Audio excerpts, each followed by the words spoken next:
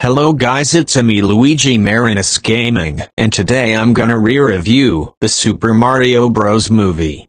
The reason why is because I want to go into more details to why I love the Super Mario Bros. Movie so much.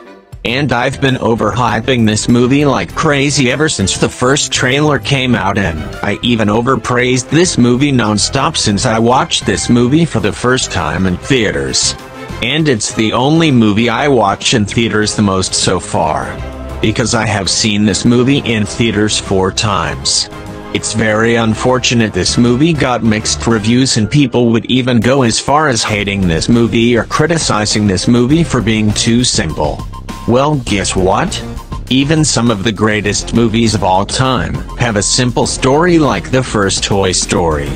And while I don't consider it one of the best movies ever, I am just giving some examples.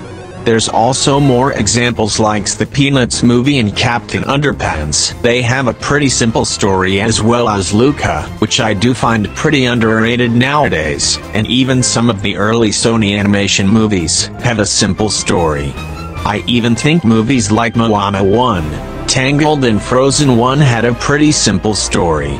And being simple doesn't always mean a bad thing or make the story bad. I think they can be pretty good too. And back to the Super Mario Bros. Movie, I think it's no surprise that I consider it the best movie of 2023. Some people would prefer movies like Spider-Verse, The Boy and the Heron, or Nimona, which also realized in 2023, but I thought they were a bit too complicated. And to me, I had a lot more fun with the Super Mario Bros. Movie, which was a way better movie than those movies. But let me explain why I love this movie so much and go as far as consider this movie Illumination's Magnum Opus. Yes, even better than the Sing movies, better than the Despicable Me movies, better than Minions, better than the Pets movies, better than Migration, and also better than the Dr. Seuss movies. I like how this movie first introduces us to this world where Bowser steals the superstar from the Ice Kingdom. I think that's a good start, and the story is pretty solid and well written.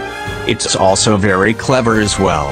I like how the opening scene is kinda similar to the Lego movie where the villain steals something and it zooms into him saying, "Who's gonna stop me now?" We then get introduced to Mario and Luigi, who are plumbers from Brooklyn. Their first job doesn't go very well and their dad is disappointed in them. This makes Mario upset, but once he hears from the news, he gets the chance to save Brooklyn. After they discover a green pipe, Luigi accidentally gets transported into it and lands to the Dark Lands, and Mario gets transported to the Mushroom Kingdom and meets Toad, the comic relief of the movie, who helps him find the princess. I really like the callback to Luigi's Mansion, when Luigi is running through the Dark Lands to find Mario. He eventually gets captured by Bowser and gets asked about who Mario is. We also meet Princess Peach, who is so cute, hot and sexy. She's one of my favorite fictional crushes beside Charlie Morningstar from the Has-Been Hotel, because I loved her design and personality so much. I think Princess Peach such a cute baddie, who is very strong, and a great mentor for Mario. And what can I say, I'm a blonde gal's kinda man here. And I think Princess Peach in her ice dress looked better than Elsa did in the Frozen movies. And Princess Peach is better than any Disney princesses in general, in my opinion. I know people criticize the movie for being predictable, but even the movie Puss in Boots: The Last Wish, which I would consider the best movie ever, has a predictable story because Puss in Boots realizes that sharing one life with his friends is more important than wishing for more lives and being selfish. So I don't think movies being predictable can be a bad thing. Especially not when it's intentionally. Like, you know Mario is eventually gonna save Luigi, but you want to know when and how it's gonna happen. I like how the movie is also self-aware, where Bowser wants to give the star to Princess Peach, but one of the Koopas say something like, "Doesn't she hate you?" Which I thought was pretty funny. And it's funny how Bowser is such a simp and wants to marry Princess Peach. And I liked Bowser's chemistry with Kamek. I hope they will explore more into it in the sequels. I also really like the locations that Mario, Peach and Toad go to during the montage. I kinda wish we would've spent more time there. I also really like the campfire scene, which was very beautiful. Princess Peach wants to assemble the Kong army to stop Bowser, but unfortunately they all get captured except for Donkey Kong.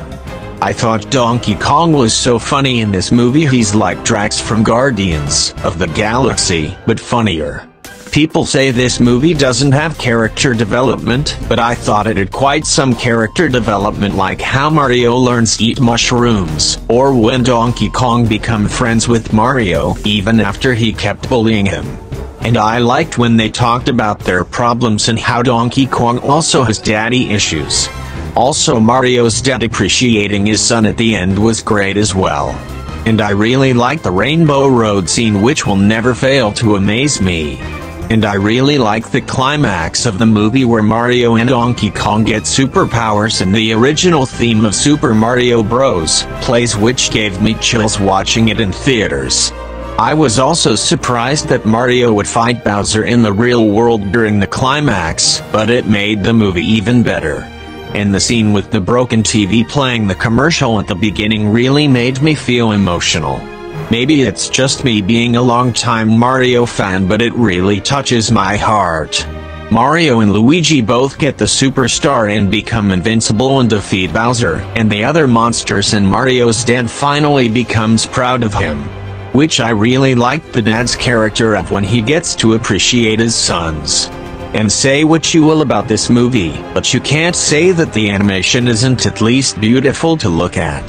The details look very realistic, and it sometimes has some cartoony animation like the squash and stretch when Mario fights Donkey Kong. This really is Illumination's best, most vibrant and most colorful animation since the Sing movies.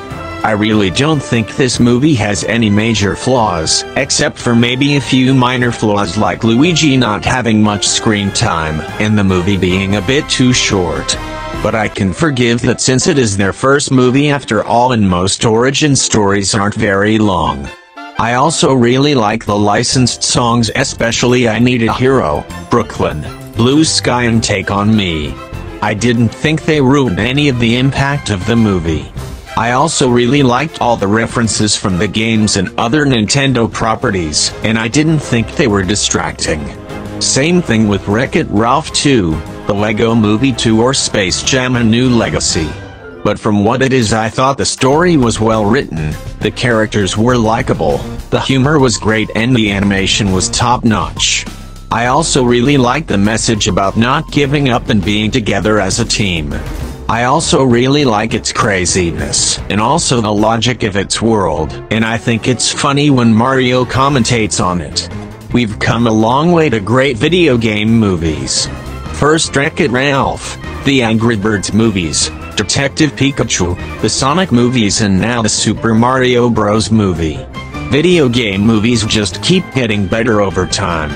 I still think the Super Mario Bros. Movie is the best video game movie, but Sonic 3 comes as quite a close second. But not only is the Super Mario Bros. Movie one of my favorite animated movies, but also one of my favorite movies in general and forever. And unlike some people, I wouldn't go as far as saying Spider-Verse or other animated movies and movies from 2023 in general are better than this movie, because even I feel like that's a stretch. Seriously, there is nothing that will possibly change my mind about this movie. The Super Mario Bros. Movie and the Sing movies are my favorite Illumination movies, and this is by far my favorite movie of 2023, and nothing will possibly change my mind. On a scale from 1 to 10, I am giving this movie a 10 out of 10.